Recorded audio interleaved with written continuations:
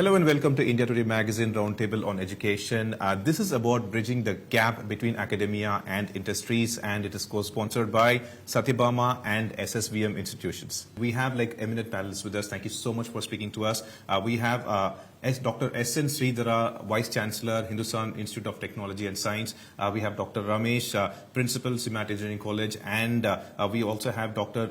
B. Bharati, Dean Academics, Satyabama Institute of Technology. Thank you so much. Availability of knowledge is one thing, but artificial intelligence is still dangerous. So directly, will you appreciate a student using ChatGPT for this project?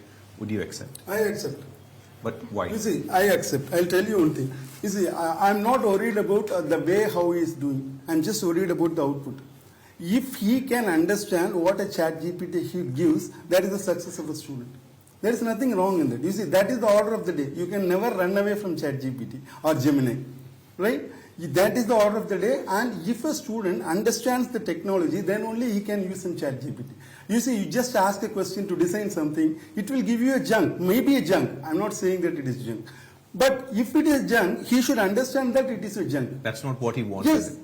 You see, did you understand the logic? If he understands the logic, that's fine. What is wrong in that? See, You cannot stop how would you ChatGPT. respond to this? See, basically there are two things in that. ChatGPT at present, which you mentioned, is a form of AI, wherein they get comprehension answers. Comprehension answers is not everything in engineering. It's only a part of it. So even if they use it, as he said, actually also Madam said, it's welcome. They can actually look at it. But I would suggest, as a teacher, if a student wants to know how do I assemble a car, those things may not be available in this. And that you will not get it in the ChatGPT also. You have to get into the mechanic shop and make your hand dirty. And there are actually a few websites which on basis of the payment you can actually get in. And there are some tutor, the YouTubes and other things. What we have done in our institution, of course, almost every institution would have done, we have our own learning management system called LMS. And we have the repository of these types of YouTubes and notes, everything is there. So now it's an explosion of the information. It is too difficult for the students to choose where to learn, etc. and all with the, the type of information explosion which we are getting. So when we have the LMS with a proper labeling of that and search, key search, etc., it is possible for them to go directly into it. Can I extend this conversation including one of the recent developments in the technology, and that is the Vision Pro. That has opened up entire a kind of wavelength of to see things virtually, Apple's Vision Pro. So do you think that can also be incorporated into education? Definitely, yes. We have a metaverse studio in our university. Okay. We have a metaverse studio, and students develop their own models. They render the models also in the university.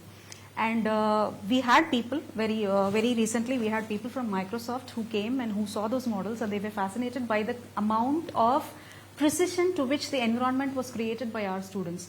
So we also have law department in our university. So our students have created the moot court environment, okay, wherein the student need not always go to the moot court and be presenting the cases and find out how it actually interacts. He can sit on this virtual machine and find out how it does. There are environments created for various gaming programs. There are environments created for physiotherapy courses, because we have physiotherapy. So we were discussing about how physiotherapy can be taken up to the rural public, because they don't understand that they have a pain, they don't come to the doctors. So we thought, let us build an AR VR platform where just by wearing the equipment, okay, let the patient have an experience of virtual interaction, okay. Not actually an interaction. The app itself tells them that if you have a pain, you'll have to start doing an exercise like this, a guided exercise for the student. This is also developed by the students.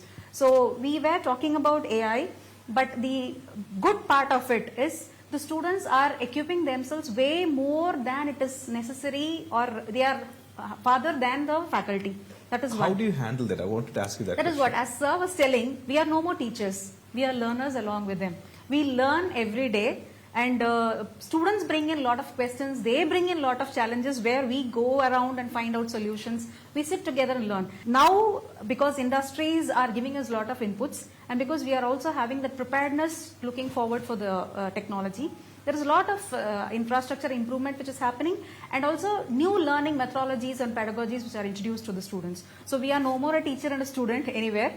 We are only co-learners. No Guru Shishya.